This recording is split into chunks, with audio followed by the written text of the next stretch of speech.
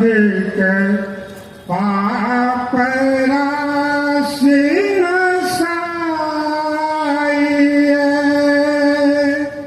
संतों के जब दर्शन होता है तो उनके दर्शन से, उनके स्पर्शन से, उनके समागमादि से जन जगन्तर का जो पाप है, पाप का जो समूह है वह क्षय होने लगता है।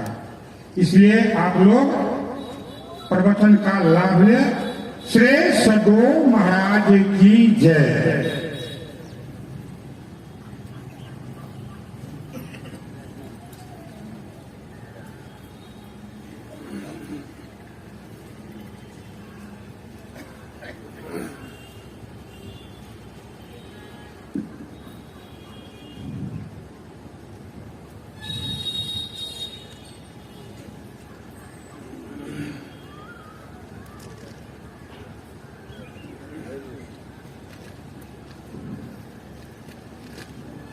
श्री गुरु चरण सरोज रज निज मन मुकुर सुधार मरनो रघुवर विमल जो दायक फल चार बंदो गुरुपद कंज कृपा सिंधु नररूप हरि महामोहतम कुंज जासु वचन विकर निकल।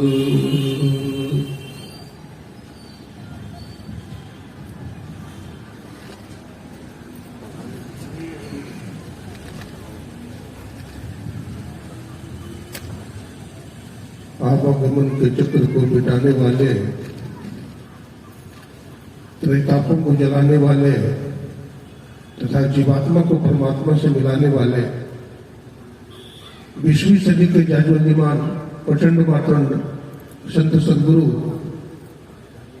महर्षि मही ब्रह्मा जी महाराज के त्रिलोक पावन पाद पद्मों में कोटि कोटि नमन। उनके मस्तिष्क स्वरूप ब्रह्मलीन पूज्यपाद महर्षि संत सभी ब्रह्मा जी महाराज, उनके हृदय स्वरूप पूज्यपाद ब्रह्मलीन महर्षि साई स्वामी जी महाराज तथा संत मत के वर्तमान आचार्य महर्षि हरिनंदन ब्रह्मा जी महाराज के चरण कमलों में कोटि कोटि नमन करते हैं, कोटि कोटि प्रणाम करते हैं। मंच पर विराजमान हमारे पूज्य स्वामी प्रमोद जी महाराज के चरणों में नमन करते हैं। हमारे आदरणीय नरेंद्र बाबा, साधु समाज, गुरुजन तथा इस आयोजन को कराने वाले हमारे परमादरणीय श्याम बाबू, हमारे वन संचालक के रूप में हमारे माननीय अध्यक्ष श्रद्धेय श्री शंभू बाबू, सभी आयोजकगण, हमारे डॉक्टर साहब, सत्संग प्रेमी सज्जनों, भक्तिमती माताओं को हम सबों को नमन करते हैं, सबको प्रणाम करते हैं। अभी हमारे मन संचालक जी महाराज सुना रहे थे, जब द्रव है दीन दयाल राघव साधु संगति पाइए, जय दरस परस समागमादि पाप राशि नसाइए। सत्संग भगवत कृपा है, बिना भगवत कृपा के जीवन में सत्संग नहीं मिलता है। आज आपाधापी की दुनिया में हर एक आदमी माया, मोह, मिथ्या प्रपंच में उलझा हुआ है। यद्यपि वह शांति ही चाहता है। शांति का दूसरा कोई प्रयोजन नहीं है कि हम सत्संग न करेंगे, हम ईश्वर की भक्ति नहीं करेंगे, हम शुभ कर्म नहीं करेंगे और हमारे जीवन में शांति आएगी। कदापि नहीं, ऐसा हो नहीं सकता।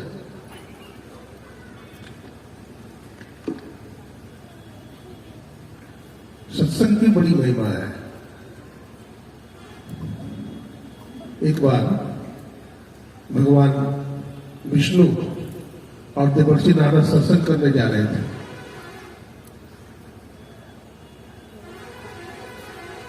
देवर्षि नारद ने भगवान विष्णु से पूछा है, हे प्रभु, जब आप जीव पर पहली बार कृपा करते हो तो क्या देते हो? भगवान विष्णु ने कहा, हे नारद, जब अपने भक्त के ऊपर मैं पहली बार कृपा करता हूं तो उसे मनुष्य का शरीर दे देता हूं। देवर्षि नारद ने पुनः पूछा कि प्रभु, दूसरी बार भी तो कृपा करते होंगे? हाँ नारद, दूसरी बार भी कृपा करता हूं। तो दूसरी बार कृपा करते हो तो क्या देते हो? तो भगवान विष्णु ने कहा, नारद, जब दूसरी बार अपने भक्त पर कृपा करता हो तो उसको सत्संग देता हूं। देवर्षि नारद ने पुनः पूछ लिया, प्रभु, तीसरी बार कृपा करते हो तब क्या देते हो? तो भगवान विष्णु ने कहा, हे नारद, जब तीसरी बार भी अपने भक्त पर कृपा करता हूं तो भक्त का हाथ पकड़ लेता हूं और संत सदगुरु के हाथ में डाल देता हूं।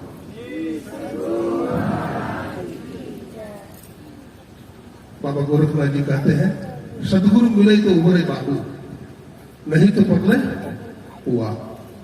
अगर जीवन में संत सदगुरु मिल गए तो कहते उभर जाओगे, और नहीं तो संसार सागर में बह जाओगे।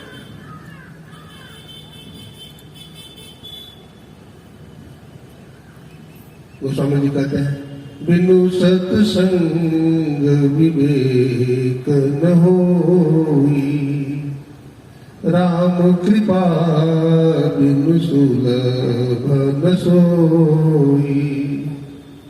सठ सुधरहि सत संगति पाई, पारस परसि कुधातु सुहाई। सुनि समुझहि जन मुदित मन, मज्जहि अति अनुराग। लहै चार पर अछत तनु, साधु समाज प्रिया। गोस्वामी तुलसीदास जी कहते हैं, सत्संग से चार चीज मिलती है। क्या? अर्थ, धर्म, काम और मोक्ष। लेकिन गोस्वामी तुलसीदास जी महाराज पहले अर्थ नहीं कहा। अगर पहले अर्थ कह देंगे तो अनर्थ हो जाएगा, नहीं, इसलिए पहले धर्म कहा। पहले चतुर्वेद पुरुषार्थ में सबसे पहले क्या आता है? धर्म। उसके बाद अर्थ। धर्म करेंगे तो अर्थ आएगा। आप देखिए, वर्षा होती है तो वर्षा का जल सभी जगह गिरता है। हिमालय पहाड़ पर भी वर्षा होती है, तो हिमालय पहाड़ अपना पानी किसको देता है? नदी को, और नदी अपना पानी सागर को देती है, और सागर से बाष्पीकरण की क्रिया होती है, सूर्य भगवान ऊपर ले जाते हैं और फिर बरसाते हैं। तो फिर कहां बरसाते हैं? हिमालय पहाड़ पर। तो जहां से चला था वही आ जाता है। संत कहते हैं, तुम अपने अर्थ का प्रयोग धर्म में करोगे तो 1 गुना लगाओगे तो सैकड़ों गुना विशेष करके पाओगे। हमारे दरभंगा के गुरु भक्तों ने सत्संग का आयोजन करवाया। गुरु महाराज की बड़ी दया है, बड़ी कृपा। बड़े बड़े अनुष्ठान होते हैं, धार्मिक अनुष्ठान, बहुत बड़ा बड़ा यज्ञ भी हो रहा है, उससे भी लाभ होता है। भगवान राम के समय में वाजपेयी यज्ञ होता था, त्रेता युग में, सत्ययुग में अश्वमेध यज्ञ होता था, 108 कुंडलीय महायज्ञ होता था, अभी भी रुद्र महायज्ञ, नारायण महायज्ञ, अनेक यज्ञ होते हैं। इन यज्ञों से भी फायदा है, लाभ है। आपके क्या फायदा है? तो वातावरण परिशुद्ध होता है, वातावरण शुद्ध होता है, वायुमंडल शुद्ध होता है, बहुत तरह की बीमारियां नहीं होती। अगर सनातन धर्म की परंपरा पर विचार करेंगे आप, तो हमारे देश में जानते हैं मूर्ति विसर्जन होता है। आप कहेंगे मूर्ति विसर्जन क्यों होता है? पानी और गंदा हो जाता है? नहीं नहीं, बहुत बड़ा लॉजिक है, साइंटिफिक बात है। मूर्ति मिट्टी से बनती है ना, मूर्ति, और कैसी मिट्टी? बिल्कुल चिकनी मिट्टी, उसमें एक कंकड़ नहीं होना चाहिए तभी तो मूर्ति बनेगी। कोई बालू का कण नहीं होना चाहिए, बिल्कुल चिकनी मिट्टी से बनती है, बड़ा शुद्ध परिशुद्ध करके।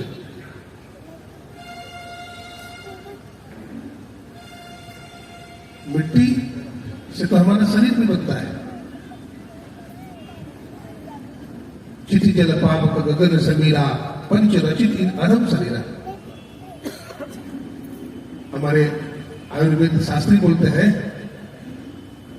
कि अगर मिट्टी शुद्ध करके रात में डाल दो पानी में या सुसुम पानी में और उसको पियो तो बहुत तरह की बीमारी नहीं होगी। जो यज्ञ होता है उसके राख को आप रात में तांबा के बर्तन में रख करके उसमें थोड़ा सा राख डाल दो और वो पानी पियो, आपके शरीर में कोई कीटाणु नहीं रहेगा, नष्ट हो जाएगा, आपका पाचन की क्रिया सही रहेगा।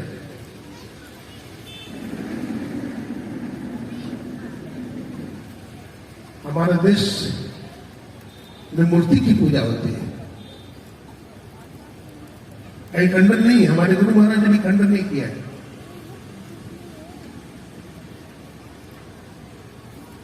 हमारे गुरु महाराज ने क्या कहा? मूर्ति में भगवान है, मूर्ति भगवान नहीं है।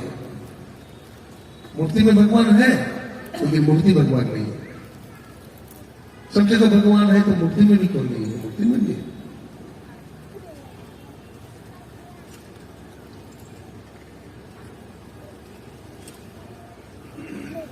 मूर्ति को कलाकार इतना सुंदर क्यों बनाता है? भगवान राम की मूर्ति हो चाहे भगवान श्री कृष्ण की मूर्ति हो, कौन सा मंदिर है? ये दुर्गा माता का मंदिर है। आप देखेंगे कितने सुंदर है मां मैया का मूर्ति, कितने सुंदर बना है।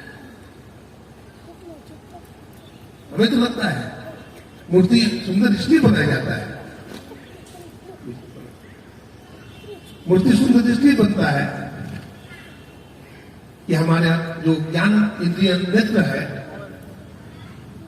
मूर्ति को देखने में लीन हो जाए, कुछ दूसरी बात सोचे ही नहीं, मूर्ति देखने में तल्लीन हो जाए।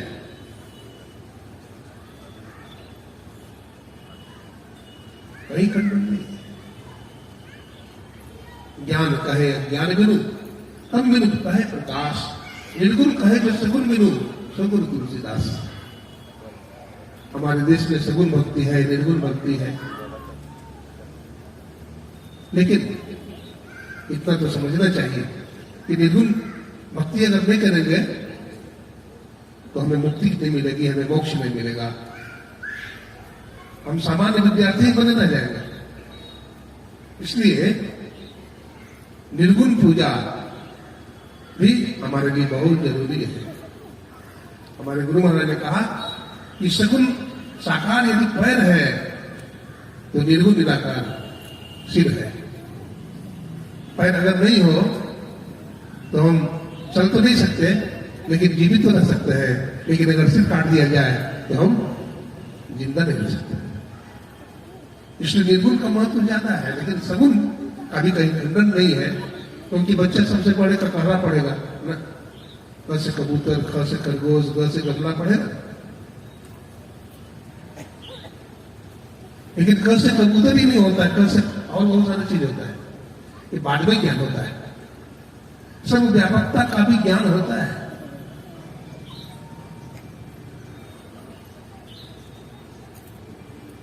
सत्संग से बहुत लाभ होता है।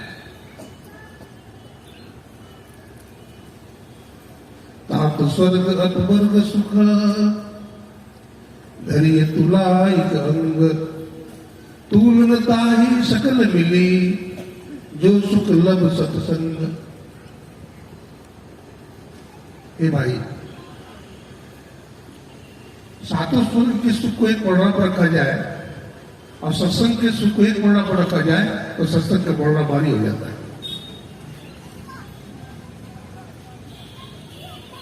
सत्संग की बड़ी महिमा है। और सत्संग किसको कहते हैं? सत्य का संग सत्संग। और सत्य किसको कहते हैं? सत्य किसको कहते हैं? जो तीनों काल में रहता है, जिसका नाश कभी नहीं होता है। तीनों काल मतलब वर्तमान में भी है, भूत में भी था और भविष्य में भी रहेगा। तो ऐसा संसार में कोई पदार्थ है, कोई वस्तु है जो सदित है? नहीं। आप विचार करेंगे गंभीरता से तो आप पाएंगे कि एक चीज है। किसी का नाम मान लीजिए मोहन है, किसी का नाम सोहन है। तो बचपन में नाम रखा गया मोहन, जवान हो गया, बूढ़ा हो गया, है? नाम वही है, नाम नहीं बदला, नाम एक ही रहता है। तो शरीर के भीतर रहने वाला जो चेतन तत्व आत्मा है, इसी को जानने की जरूरत है। इसको नहीं जानेंगे तो आवागमन का चक्र मिटने वाला नहीं है। तो हम शरीर नहीं है, शरीर में रहने वाला चेतन तत्व आत्मा। देखिए अर्जुन को मोह हो गया, नहीं मोह गया। अर्जुन को मोह हुआ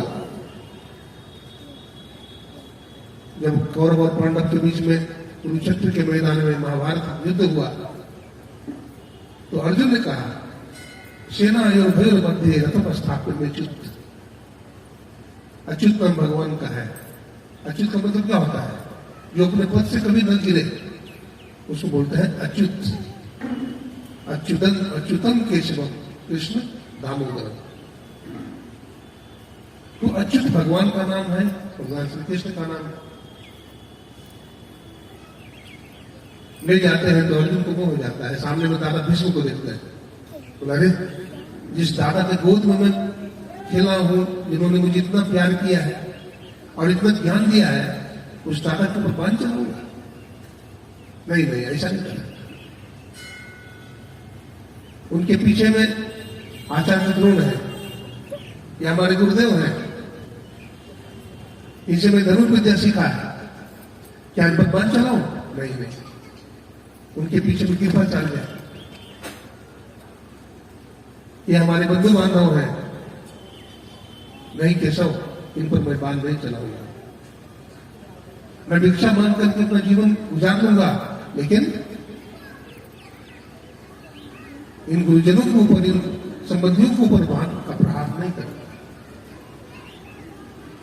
भगवान बहुत समझाते हैं, भगवान सांख्ययोग बतलाते हैं। अर्जुन, ये शरीर नाशवान है।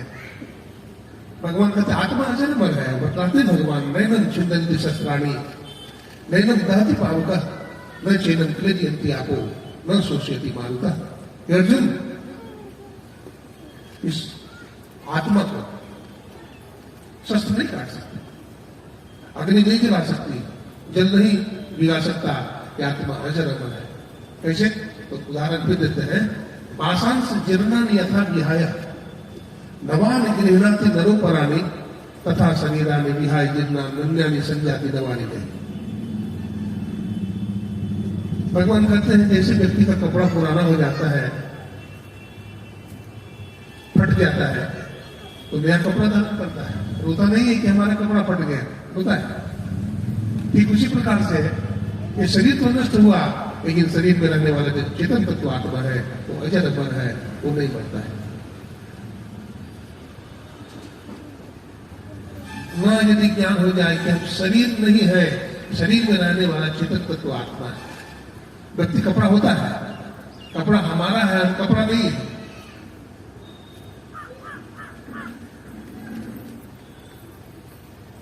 इसी को समझना है। भगवान ने इसी तत्व को समझाया और अर्जुन को ज्ञान हो गया।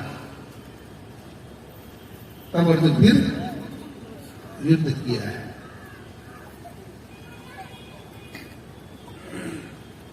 हमारे गुरु महाराज ने कहा, जो जिंदा में रहकर न जिंदा कहा था, न मुर्दा में रहकर वो मुर्दा कहा था, सभी के परे जो तरफ परम तत्व रूपी सही आत्मा है, सही आत्मा है। इस आत्मा का ज्ञान जिसको हो जाएगा वो शोक नहीं करेगा, वो दुखी नहीं होगा, वो आनंद में सदा रमण करता है। इसलिए वेदांती बोलते हैं, ब्रह्मानंदम परम सुखदम केवलम ज्ञान मूर्ति वृंदातीतम नगर सदृशम मेघ वर्णम शुभांगम लक्ष्मीकांतम कमल नयनम योगी विद्यानगम्यम वंदे विष्णु भव भय हरणम सर्वलोकैकनाथम।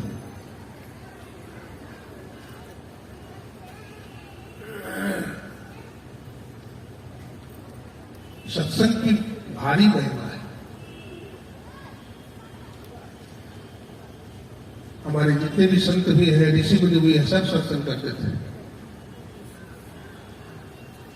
सिखों के प्रथम गुरु हुए बाबा गुरु नानक साहब।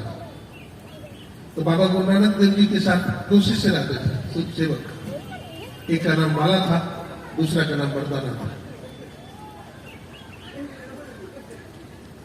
बाला हिंदू था जाट, और बरदाना मुसलमान था। कोई हर्ज नहीं, कोई भी हो, सबके अंदर वही आत्मा है। एकम सद्विप्रा बहुधा वदंती, सत्य एक है, लेकिन विद्वान लोग अनेक नाम से अभिहित करते हैं। जिसको अद्वैत का ज्ञान हो जाता है, एक परमात्मा एक ईश्वर का ज्ञान हो जाता है, वही ईश्वर सब में समाया हुआ है। भक्त प्रहलाद को ज्ञान हो गया। अब भक्त प्रहलाद राक्षस के कुल में, देखिए राक्षस के कुल में प्रहलाद पैदा हुआ, भगवान का परम भक्त। और उसके पिता हिरण्यकशिपु राक्षस, माता कयादु। प्रहलाद जी की माता का नाम क्या था? कयादु। जब तपस्या करने के लिए चला गया हिरण्यकशिपु, तब माता कयादु को मौका मिला। गर्भवती थी, देवर्षि नारद सत्संग किया करते थे और चुपके से सत्संग में चली जाते थे। मां के गर्भ में सुनता था सत्संग। बच्चा का निर्माण करने में, ज्ञान देने में हमारा माताओं का बहुत बड़ा रोल है। अगर हमारी माता चाहे तो उसको सत्संगी बना दे, हमारी माता चाहे तो ज्ञानी बना सकती है। लेकिन माता बहने अगर सत्संग न सुनेगी तो बच्चा सुनेगा। अभिमन्यु देखती है, मां के गर्भ में है और चक्रव्यूह वेदन सिखा रहे हैं कौन? अर्जुन। सातवां फाटक, छठा फाटक अथवा सातवां फाटक तोड़ने की क्रिया जब समझा रहे थे तो माता सो गई, अभिमन्यु भी सो गया। इसलिए अंतिम चक्र में घिर करके उबारा, नहीं तो नहीं बढ़ता। तो कितना रोल है। मां के गर्भ में भी वेद पढ़ता था शक्ति गुरु, है मां के गर्भ में। इसलिए माताएं सत्संग बिल्कुल ध्यान से सुने। अपने छोटा छोटा बच्चा को मिलावे, बेटा बेटी जो भी हो उसको मिलावे। ऐसा तो न समझे कि हम तो समझदार हैं, हम समझते हैं, बच्चा नहीं समझता है। बच्चा ज्यादा समझता है। मैं हिरण्यकशिपु की बात कर रहा था। बोलता था मैं ही भगवान हूं, हमारा नाम देखो। बोलो नहीं, मैं आपका नाम नहीं देखूंगा।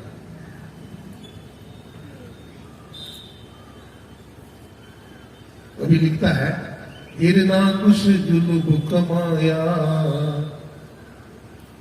प्रहलाद जी को बहुत सताया। आया नरसिंह खंभ गया फट रे, आया नरसिंह खंभ गया फट रे, तेरे संकट जाएंगे कट रे, मन सीताराम सीताराम जप रे, राधे श्याम रट रे।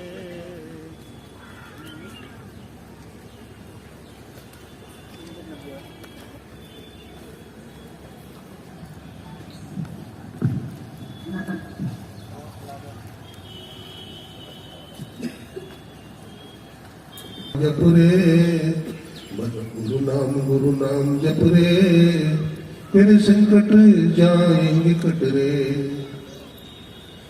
गजेंद्र नाम का एक हाथी है जिसको 1000 हाथियों का बल प्राप्त है। गर्मी के दिन में वो जल पीने के लिए सरोवर में गया। एक मगरमच्छ ने देखा कि हमारा जल को दूषित कर दिया है, गंदा कर दिया है। गुस्सा आया और उन्होंने क्या किया, हाथी के पैर को पकड़ लिया। अब मगरमच्छ तो जल का राजा है और हाथी भी कम नहीं है, 1000 हाथी का बल है। वो खींचता है तो मगरमच्छ को बीच सरोवर में ले जाता है, और जब मगरमच्छ खींचता है तो खींच करके बिल्कुल इस पार ले आता है। दोनों में बहुत दिनों तक युद्ध चला है। हाथी के शरीर का पूरा रक्त पान कर गया है। कौन? मगरमच्छ। हाथी पीला पड़ गया, कमजोर पड़ गया। लेकिन हाथी भी किसी जन्म में सत्संग किया था, भगवान का ध्यान किया था, चिंतन मनन किया था। आज हाथी को याद है। सज्जनों, भक्ति के बीज का नाश नहीं होता। आप किसी भी जोड़ी में क्यों न चले जाएं, अगर मानव जीवन में सत्संग करते हैं, भजन करते हैं, शुभकर्म करते हैं, तो इसका संस्कार आप में रहेगा। बतलाते हैं भगवान के ऊपर एक कमल का फूल, हाथी का हाथ क्या है? सूर्य ही तो है। सूर्य से ही भगवान को वो पुष्प अर्पण कर रहा है। प्रभु हे गोविंद, रक्षा करो। भगवान को याद आ जाती है। गजेंद्र ने अपने बुलाया है, पुकारा है, संकट में है। अब भगवान आकाश मार्ग में उड़ जाते हैं। भगवान वहां पहुंचते हैं जहां गजेंद्र गिरा हुआ है, लहूलुहान में। भगवान ने क्या किया? भगवान ने गजेंद्र का सूर पकड़ा और भगवान ने सुदर्शन चक्र निकाला, और सुदर्शन चक्र निकाल करके क्या किया? छोड़ दिया। ग्रह का मुंह फट गया और सूर पकड़ के भगवान ने क्या किया? हाथी को खींच लिया। गजेंद्र की रक्षा हो गई और ग्रह मारा गया। तो गजेंद्र ने भगवान से शिकायत किया कि प्रभु, मैंने अपनी रक्षा के लिए आपको बुलाया और पहले हमारा उद्धार नहीं किए, और आप पहले ग्रह को मार दिए। भगवान कहते हैं, मेरे भक्त कितना समझाऊं, जो हमारे भक्त का चरण पकड़ लेता है उसका उद्धार मैं पहले करता हूं। मैं भक्तों के भक्त का दास हूं। तू हमारा भक्त है ना गजेंद्र? बोला हाँ। और तुम्हारा भक्त कौन है? जो तुम्हारा चरण पकड़ लिया ग्रह। इसने ग्रह का उद्धार पहले कर दिया, अब मैं तुम्हारा उद्धार करूंगा। सद्गुरु महाराज अनेकों कथा है। अब जाए न कष्ट सहारे, द्रौपदी ने वचन कहा रे। तब क्या हुआ? दुशासन का बल गयो घट रे, दुशासन का बल गयो घट रे, तेरे संकट जाए निकट रे। मन सीताराम सीताराम जप रे, मन राधे श्याम रट रे, तेरे संकट जाए निकट रे। 10,000 हाथी का बल रखने वाला दुशासन द्रौपदी का चिन्हरण कर रहा है। और द्रौपदी भगवान को पुकारती है, भगवान प्रकट हो जाते हैं। भगवान ने इतना चीर बढ़ाया, इतना साड़ी बढ़ाया भगवान ने कि कवि को लिखना पड़ा, साड़ी है कि नारी है, नारी पीछे साड़ी है, साड़ी है कि नारी पीछे साड़ी। मानो भगवान ने कपड़े का अवतार ले लिया। दुशासन थक गया तो भगवान सदा अपने भक्त की क्या करते हैं? रक्षा करते हैं। जरूरत है सत्य को पकड़े, सत्संग करें अपने जीवन में।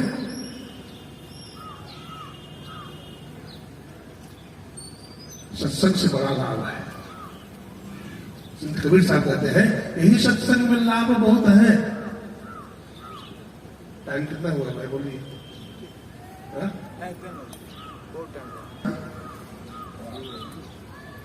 क्या बोल रहा है? हाँ, भगवान ने द्रौपदी की रक्षा की, खीर बढ़ा करके भगवान ने क्या किया? द्रौपदी मैया की रक्षा की।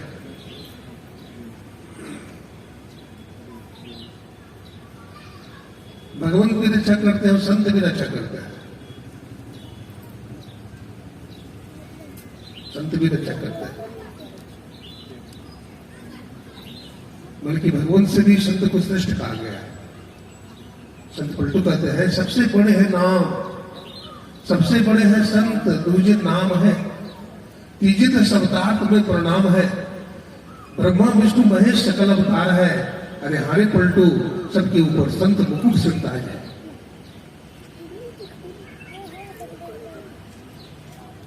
गुरु महाराज जी कटिहार गए थे, तो कटिहार में एक वेश्या थी, गुरु महाराज को देख करके प्रभावित हो गए।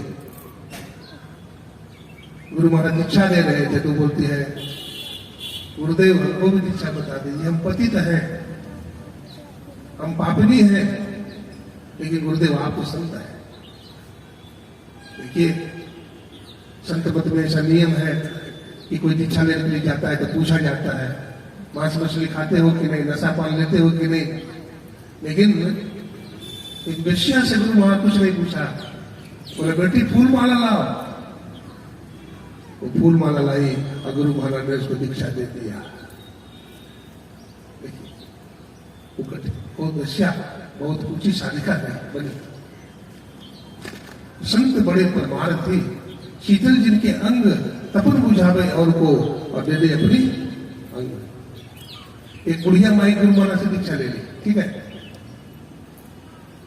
वृद्धावस्था ले लिया, भजन कब करेंगे, अक्सर बीमार रहती थी, डॉक्टर बोल दिया 6 महीना के मेहमान, दोनों किडनी खराब, लेकिन बुढ़िया भजन करने लगे दीक्षा लेकर के।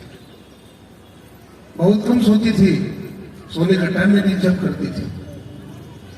बतलाते हैं जब उसका समय आ गया तो बुढ़िया माई भजन करते करते तकिया के ऊपर अपना सिर रख दी और स्वप्न देखने लगी, यमराज पीछा कर रहा है, यमराज खदेड़े जा रहा है, बुढ़िया माई भागे जा रही है। बुढ़िया माई थक जाती है, बोलती है गुरुदेव रक्षा कीजिए, यमराज हमको पकड़ रहा है। गुरु महाराज के हाथ में लाठी है, लाठी फेंक करके मारे और यमराज छोड़ करके भाग गया। सदगुरु महाराज की जय। श्री सदगुरु महाराज की जय।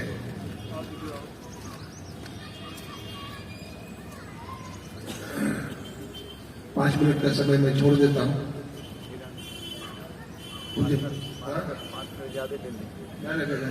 बोलिए प्रेम से श्री सदगुरु। श्याम बाबू बोलते 5 मिनट ज्यादा दे देंगे, क्योंकि बड़े लोग बोलेंगे तो ज्यादा लाभ होगा। जहां सूरज हो वहां दीपक की क्या जरूरत है। जहां हमारे पूज्य पास स्वामी प्रमोद जी महाराज बैठे, ये गुरु महाराज ने सेवा भी किया तो ज्यादा लाभ होगा। चलिए श्री सदगुरु महाराज की जय। मैं गुरु नानक साहब की बात कह रहा था कि संत गुरु नानक साहब के साथ 2 शिष्य रहते थे, बाला और परदादा। तो गुरुदेव जब गए गुरु नानक साहब, तो कुछ लोगों ने दीक्षा लिया। उसमें एक व्यापारी था, बढ़िया व्यापारी, जो गुरु महाराज से प्रभावित हो गया, दीक्षा लिया। तो उसका देखा था कि कोई पड़ोसी बनिया में भी दीक्षा ले लिया।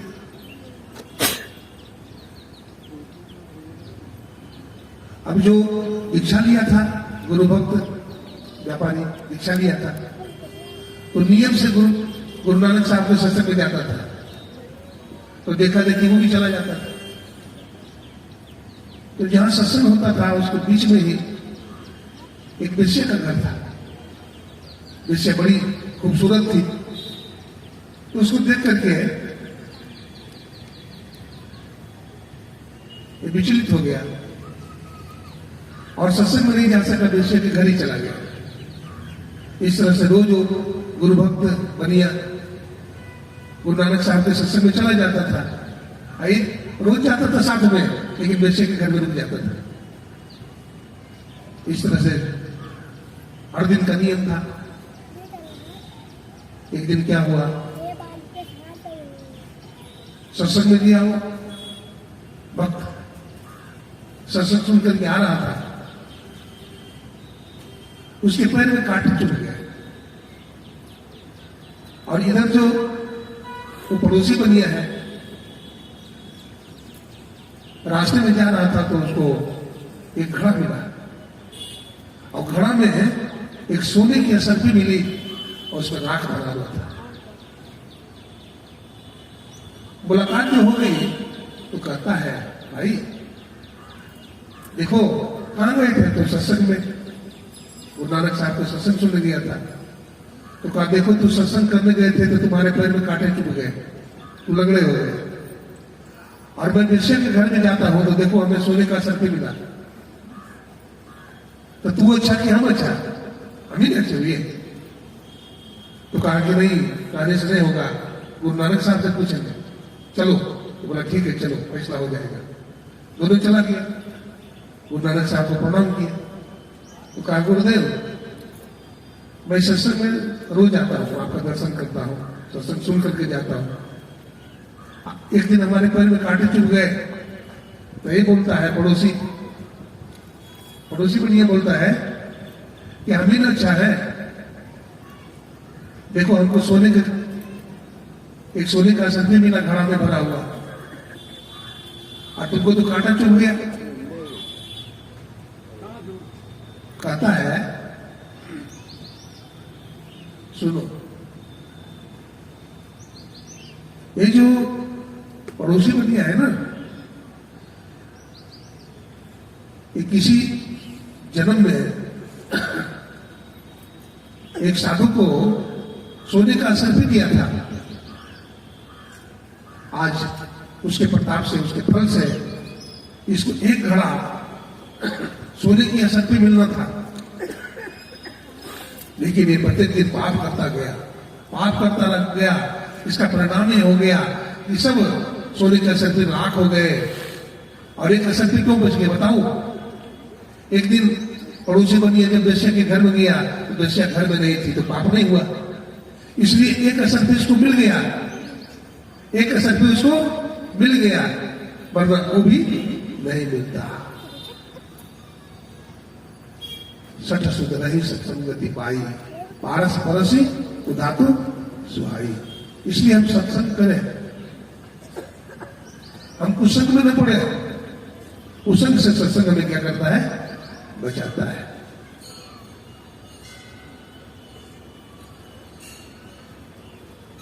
सत्संग सत का संग है, कुसंग असत का संग है। इसलिए असत का संग कभी नहीं करना चाहिए, सदा सत्संग करना चाहिए। इससे जीव का क्या होता है? परम कल्याण होता है। हमारे गुरु महाराज ने कहा, जहां भी रहो सत्संग करो। इसलिए हमारे गुरुदेव ने भी सत्संग चलाया, पूरे जीवन सत्संग करते रहे। और गुरुदेव ने कहा, सत्संग हमारी सांस है। सत्संग क्या है? हमारी सांस है।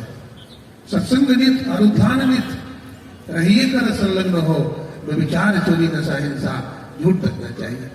ये पंच पापों को क्या करो? परित्याग करो। भगवान श्री राम भी सत्संग करते थे, भगवान श्री कृष्ण भी सत्संग करते थे, हमारे ऋषि मुनि सत्संग करते थे, संत कबीर साहब सत्संग करते थे। और हमारे गुरु महाराज ने सत्संग ध्यान तो कहा, लेकिन कहा 5 पाप नहीं करो। विचार, चोरी, नशा, हिंसा, झूठ। सदाचारी होकर के दुनिया में रहो और सुचाचारी भी बनो।